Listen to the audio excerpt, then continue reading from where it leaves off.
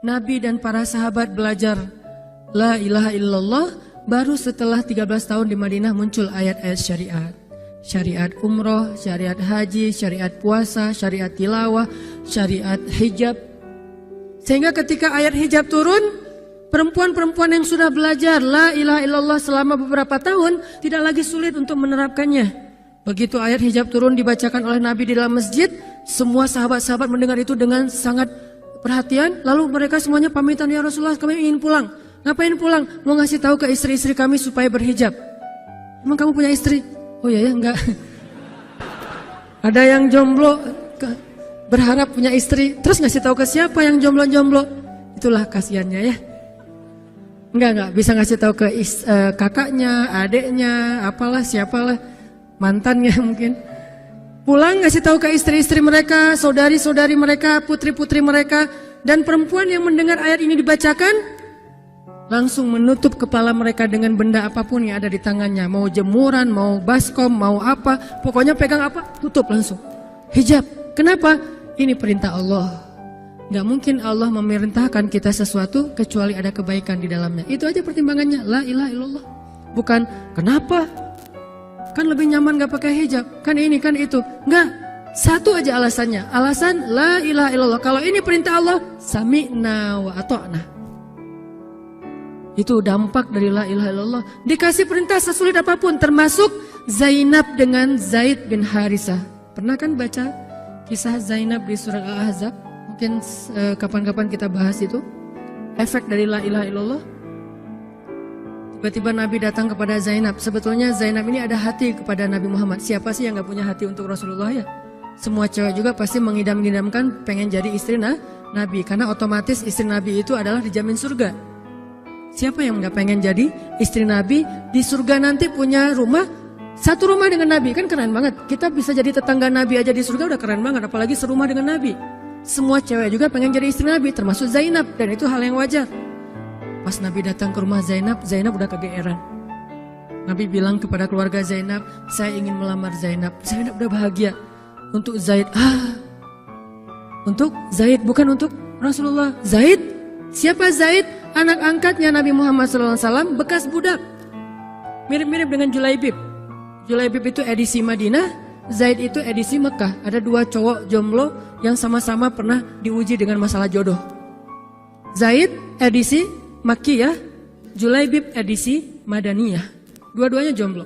Dua-duanya orang biasa, gak punya daya tarik. Followersnya gak ada, 0. Bukan selebgram sama sekali. Kata Rasulullah, aku melamar Zainab untuk putraku Zaid bin Harithah, anak angkatnya Nabi. Zainab menjawab apa? Ya Rasulullah, saya gak cinta sama Zaid. Jawaban yang sangat wajar kan? Dan jawaban yang paling sering kita dengar sekarang kan? Maaf ya, aku gak ada perasaan, kita jadi adik kakak aja. Itu kan standar ya? Standar banget lah kayak gitu-gitu. Maaf ya, kita jadi temenan aja. Maaf ya, aku gak ada perasaan apa-apa selama ini. Maaf ya, dan segala macam. Dengan bahasa-bahasa halus tapi nolak intinya. Kenapa gak bilang aja, udah gak usah kesini lagi? Kan jelas ya. Ini dengan bahasa, ya Rasulullah, aku tidak cinta kepada Zaid. Karena cinta juga pertimbangan yang penting. Dan Nabi juga tidak mengizinkan kita menikahkan putri kita dengan seseorang yang putri kita tidak berkenan dengannya. Tetap harus ditanya, ya Rasulullah, saya tidak cinta dengan Zaid. Turun ayat. Katakan kepada orang-orang yang beriman, laki-laki dan perempuan, kalau Allah sudah memerintahkan sesuatu, tidak ada kalimat yang keluar dari lisan mereka kecuali sami'na wa ata'na. Nabi bacakan ayat ini kepada Zainab. Zainab mendengar, ya Rasulullah, Allah yang menyuruh ini. Ya kata Rasulullah, sami'na wa ata'na. Kebayang gak tuh? Efek dari apa? La ilaha illallah. Jadi la ilaha illallah itu bukan cuma kalimat zikir, bukan cuma kalimat doktrin ideologi, bukan cuma masalah teologi secara teoritis, bukan. Ini dampaknya kepada akhlak, dampaknya kepada ibadah, dampaknya kepada banyak pilihan hidup dari la ilaha illallah. Orang kalau nggak baik la ilaha illallah pasti susah memilih pilihan-pilihan dalam hidupnya. Kalau tidak baik la ilaha illallah pasti susah untuk berperangai, sabar, memaafkan. Itu semuanya ada hubungannya dengan la ilaha illallah. Sama kayak Abu Bakar, ketika dia sakit hati kepada orang yang memfitnah anaknya, dia cari tahu siapa orang yang pertama menyebar hoax tentang Aisyah. Ketahuan, dilaporin, diperkarakan sama Abu Bakar. Tiba-tiba turun ayat dari Allah, janganlah orang yang memiliki kelebihan harta di antara kalian bersumpah untuk tidak lagi membantu saudaranya gara-gara sakit hati. Hendaklah dia berlapang dada dan memaafkan. Itu perintah Allah, berlapang dada dan memaafkan. Terus konsekuensinya apa? Balasan janji Allah apa? Ala tuhibbuna ayyaghfirallahu lakum? Tidakkah kamu suka jika Allah memaafkan juga kesalahan-kesalahan kamu? Jadi deal-dealannya dengan Allah, bukan dengan makhluk. Enak aja saya maafin dia, untung di dia, rugi di saya. Enggak. Kalau kita transaksinya dengan makhluk, kita rugi. Tapi kalau kita transaksinya dengan Allah, kita untung. Libatkan Allah dalam urusan kita. Dan ini gak mungkin kita lakukan kalau gak baik. La ilaha illallahnya. Allah nawarin kepada Abu Bakar, ala tuhibbuna ayyaghfirallahu lakum? Tadinya Abu Bakar kesel banget sama tuh cowok. Terus turun ayat ini, wal ya'fu wal yasfahu. Hendaklah dia memaafkan dan berlapang dada. Abu Bakar berat. Tiba-tiba Allah katakan, ala tuhibbuna ayyaghfirallahu lakum?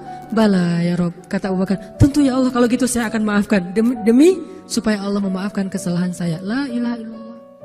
Zainab, sami'na wa ata'na. Ya udah saya terima Zaid ya Rasulullah. Alhamdulillah. Datang Nabi ke Zaid. Zaid mau gak nikah sama Zainab? Sebetulnya mau banget, tapi gak pede. Zaid takut Zainab nanti jadi terpaksa menikah dengan Zaid, jadi gak nyaman. Zaid juga gak mau menyulitkan Zainab. Ya Rasulullah, saya gak pantas untuk Zainab. Kata Zaid. Dibacakan lagi ayat ini. Ya Zaid, ini perintah Allah. Oh gitu ya Rasulullah. Sami'na wa ata'na. Buat Zaid sih gampang lah ya.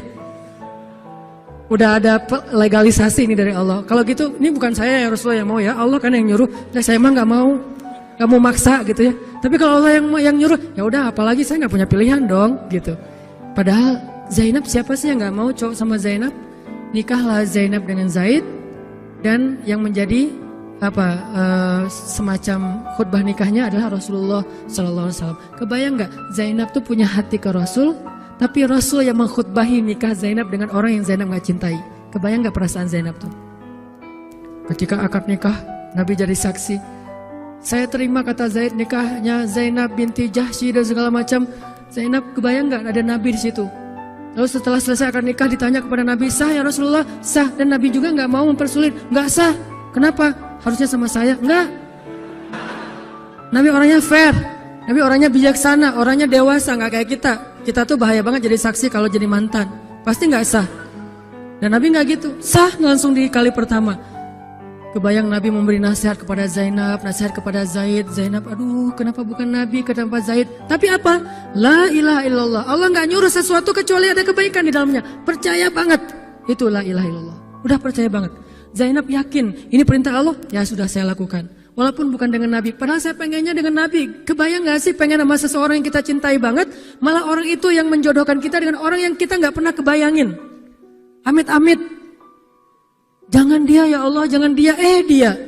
Kan berat tuh. Yang saya sering cerita, jangan saya. Pokoknya jangan Hanan, Hanan. Kenapa kok gitu? Karena dia bilang jangan saya bilang yang dia ya Allah. Akhirnya kita adu-aduan doa.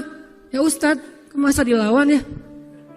Doanya lebih panjang, lebih sujudnya apa segala macam, akhirnya jadi. Gak kebayang tuh buat Zainab. Kalau Zaid sih mungkin kebayang lah ya. Gimana happynya Zaid menikah dengan seorang cewek yang semua orang Mekah pengen nikahin dia. Tapi kalau Zainab, itu hari-hari yang sangat berat. Malam pertama gak kebayang buat Zainab. Zaid. Begitu Zaid datang, assalamualaikum Zainab. Gimana tuh? Ini kalau kita lihat dari angle manusia ya, karena Zainab juga manusia. Tapi semua emosional subjektif manusia redam dengan iman la ilaha illallah. Harapannya cuma satu, pasti ada kebaikan di sini. Pasti ada kebaikan di sini. Walaupun gak kebayang kebaikannya apa, pokoknya ada aja. La ilaha illallah. Nikah Zainab sama Zaid. Cekcok selama 1 tahun, gak pernah akur. Pulang kerja rame, berangkat kerja rame, pagi rame, sore rame. Gak cocok aja tuh Zainab sama Zaid. Berkali-kali datang berdua sama ke Rasulullah, ya Rasulullah nasihati kami. Udah dinasihati, pulang rame lagi. Di mobil aja berdua rame, macet apa segala. Ya udah nikmati aja, rame gara-gara macet. Terus aja kayak gitu. Pokoknya selama 1 tahun mereka sering percekcokan rumah tangga.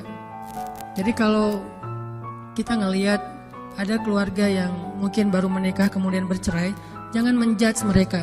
Karena menikah itu ibadah, perintah Allah. Itu lebih baik daripada tidak menikah tetapi sudah melakukan banyak perbuatan dosa. Walaupun akhirnya nauzubillah ada hal-hal di luar dugaan, maka la'allahu khair, mudah-mudahan ada kebaikan. Mereka berani menikah muda aja kita harus acungkan jempol. Mereka berani menikah muda aja kita harus respect. Kan saya sering bilang no judgment, respect to other kan. Berani mengambil keputusan menikah muda, baru berhijrah udah langsung menikah. Itu bukti dari iman. Kenapa kita menjudge seolah-olah kita lebih baik dari dia? Emangnya kita berani melakukan hal yang mereka lakukan? Gak berani buktinya. Berarti dia lebih baik daripada kita. Walaupun kesudahannya, kalau mereka bercerai setelah menikah baru beberapa lama, ada yang lebih soleh dari mereka juga bercerai baru setahun menikah. Zainab dengan Zaid, dua-duanya dijamin surga. Dua-duanya dijamin surga. Pernikahan mereka cuma bertahan setahun. Setahun kemudian, Zaid datang kepada Rasulullah. Zaid bilang, ya Rasulullah, kayaknya udah gak bisa dipertahankan hubungan saya dengan Zainab. Zaid, sabar.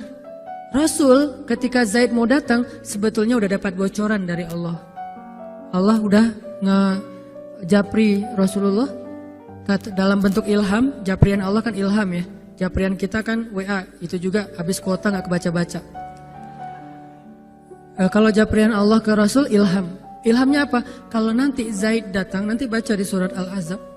Kalau nanti Zaid datang kepadamu meminta nasihat tentang Zainab, bilang kepada Zaid, ceraikan istrimu. Kalau udah diceraikan, nanti kamu nikahi Zainab.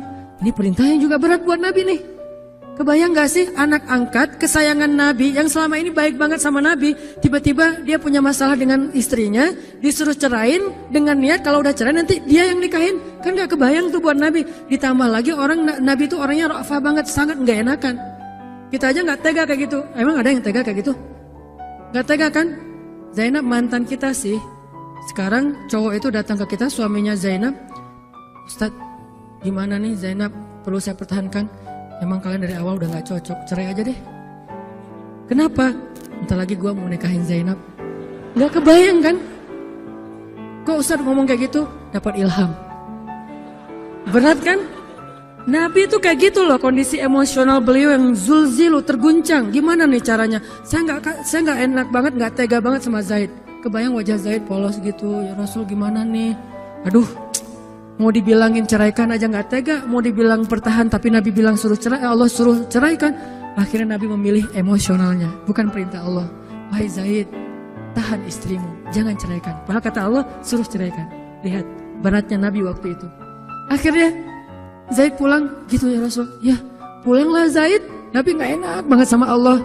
Terus akhirnya Zaid sampai ke rumah, namanya Allah yang nyuruh kan gak bisa dirubah ya. Kun fayakun, cerai juga tuh walaupun Nabi bilang sudah bertahan. Allah marah kepada Nabi. Kata Allah, kamu merasa gak enak kepada manusia, tapi kamu merasa enak kepada saya. Diadu oleh Allah tuh coba, emosional. Nabi langsung sujud, ya Allah ampuni saya benar-benar, saya tahu saya gak enak sama Allah, tapi juga saya gak tega sama Zaid. Kebayang gak sih ya Allah wajah Zaid yang polos kayak gitu, disuruh cerain terus saya nikahin istrinya. Gimana perasaan Zaid? Wahai Muhammad, kamu merasa gak enak kepada manusia, tapi enak kepada saya Muhammad. Astagfirullah ya Allah, minta ampun Nabi semalaman. Ini benar-benar gak kebayang sama Nabi. Tapi Allah pengertian lah, tahu Allah, Nabi itu bukan mau gak taat sama Allah, cuma emang gak tega banget sama Zaid. Akhirnya Allah ngambil keputusan sendiri, Zaid cerai dengan Zainab. Setelah selesai masa iddah Zainab, Allah katakan, Muhammad sekarang datang kepada Zainab, lamar Zainab. Dengan berat hati Nabi, tok pelan gitu, berharap gak dibukain pintu. Langsung udah ditunggu ternyata sama Zainab. Eng gitu, bukain pintu. Pas Nabi datang, Assalamualaikum, Waalaikumsalam gitu. Zainab udah punya firasat. Nabi mengatakan, Zainab, ada perintah dari Allah. Apa ya Rasulullah? Sami'na wa ata'na. Belum juga dikasih tahu. Sami'na. Allah menyuruh saya untuk melamar kamu Zainab. Untuk siapa ya Rasulullah? Curiga kan? Jangan-jangan orang lain lagi nih. Untuk siapa ya Rasulullah? Untuk saya. Masya Allah gitu. Cuman Zainab kan gengsi gitu lah. Masa cewek harus teriak-teriak gitu kan ya? Oh gitu. Padahal masuk ke dalam kamar. Wah gitu ya. Gigit jari apa, gaya-gaya cewek lah ya. Oh gitu, ntar ya saya pikir-pikir dulu sih. Saya istiqoroh dulu, Nabi diistiqorohin. Udah diterima, sami'na wa ata'na. Dan inilah khair, kebaikan yang diharapkan oleh Zainab. walaupun gak pernah terbayang, gak mungkin dong Zainab berpikir akan cerai setelah setahun kan. Tapi dia hanya yakin Allah itu gak mungkin nyuruh sesuatu yang gak ada kebaikannya buat kita. Gak mungkin, mustahil. Karena Allah gak pernah zalim kepada hambanya. Kenapa Allah kok muter-muter dulu kayak gitu? Allah pengen lihat Zainab itu menikahi Muhammad karena Allah atau karena dirinya sendiri. Kalau karena Allah, coba yang selain Muhammad berani nggak? Ternyata berani. Karena itu dia menjadi layak untuk Muhammad. Kalau dia nggak menerima Zaid, mungkin Zainab tidak akan pernah jadi istri Nabi karena tidak layak. La'allahu khair. Ini buah dari la ilaha illallah. Begitu juga yang masih culun-culun, yang mungkin badannya belum kebentuk, yang jerawatan misalnya kayak gitu, tiba-tiba memimpin pasukan militer yang jumlahnya ribuan, yang barisan pertamanya kibarus sahabat-sahabat senior, as-sabiqun al-awwalun minal muhajirin wal ansar. Termasuk siapa di dalamnya? Abu Bakar dan Umar. Kebayang nggak tuh? Memimpin pasukan yang di belakangnya itu Abu Bakar dan Umar. Maju, Abu Bakar dan Umar, ya, maju. Usama, kebayang Usama yang nyuruh. Abu Bakar, segaya. Umar maju. Zaid, anaknya Zaid. Tapi tidak ada yang bisa membantah. Kenapa? Itu wasiat Nabi sebelum wafat. Aku perintahkan kalian untuk dipimpin oleh Usamah bin Zaid. Karena dia adalah anak muda yang luar biasa. Itu hadiah Allah untuk Zaid. Karena dulu mau menikahi Zainab walaupun hatinya sebetulnya tidak mau. La'allahu khair, la ilaha illallah. Masing-masing dikasih kebaikan dengan cara-cara yang berbeda.